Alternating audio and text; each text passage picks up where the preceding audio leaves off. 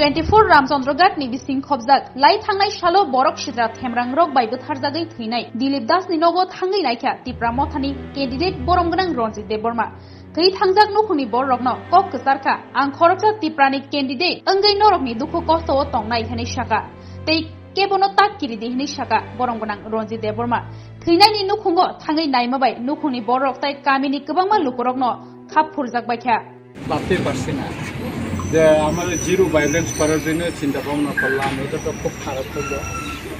ঠিক আছে, 2 তারিখ করে দেখা যাবে এখানে কে থাকে, আমরা থাকি না সন্ত্রাসী থাকে দেখবো। রামচন্দ্রঘাটটা আমি এখানে ক্যান্ডিডেট হয়েছি, বিজয় করে দেখবো আমি এই রামচন্দ্রঘাট। আমি আপনাদের সবাইকে বলছি আপনারা নিশ্চিত থাকেন, আমি দেখবো এটা সুস্থ বিচারের জন্য, জাস্টিসের জন্য আমি চেষ্টা করব। আর তোমার পরিবারের কাছে থাকবো আমি। তোমরা যে পার্টি করো আমি পার্টি দিয়ে ইয়ে করি না, আমাকে ভোট দেখ না দেখ এটা আমার ব্যাপার না, আমি এটাই ইয়ে করি। আমি এখানে আমার দায়িত্ব আছে, আমি আসি তোমাদের বাড়িতে। তোমার কী প্রয়োজন, কী সহযোগিতা, আমার নম্বরটা তুমি রেখে দিবা। আমি নন্দলাল বাবুর সঙ্গে কথা বলছি, গতকাল আজকে কথা বলছি। আমি কথা বলছি যে এখানে আসবো।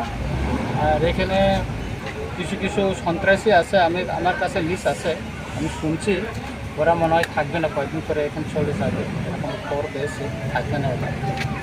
তুমি নিশ্চিত থাকো, বাড়িতে থাকবা, কিচ্ছু হবে না।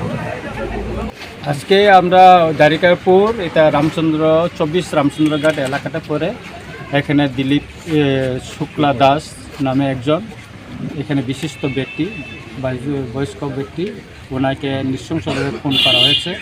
এখানে এলাকার কিছু সন্ত্রাসী ওনাকে খুন করা হয়েছে। আমি খবর পেয়েছি একটু দেরিতে, সেই জন্য আজকে চলে আসলাম এই পরিবারে।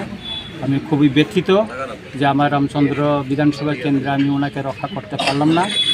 আমি পরিবার এবং এলাকাবাসীকে কথা দিচ্ছি, হয়তো 2 তারিখের পরে সন্ত্রাসীরা এখানে আর থাকবে না, চলে যাবে।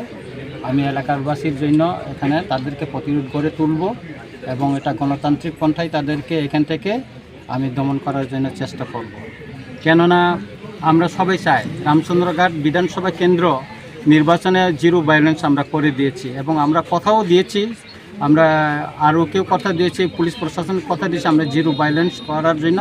কিন্তু নির্বাচনের পরে যে এই ঘটনা ঘটবে সেটা আমরা ভাবতেই পারিনি। আমি খুবই দুঃখিত এই পরিবারের কাছে। আমি ওনার বাবাকে, এই যে ওর বাবাকে আমি রক্ষা করতে পারলাম না, এটা আমার খুবই দুঃখিত। আমি আশ্বাস দিয়েছি যে তাদের পরিবারের পরবর্তী সময় আমি যথাযথ ওনাদের বাবা যে নৃশংসভাবে খুন হয়েছেন, দোষীরা যাতে উপযুক্ত শাস্তি পায়, কঠোর শাস্তি পায়, সেটার জন্য আমি তাদেরকে সহযোগিতা করব এবং এই পরিবারের পাশে আমি দাঁড়াবো।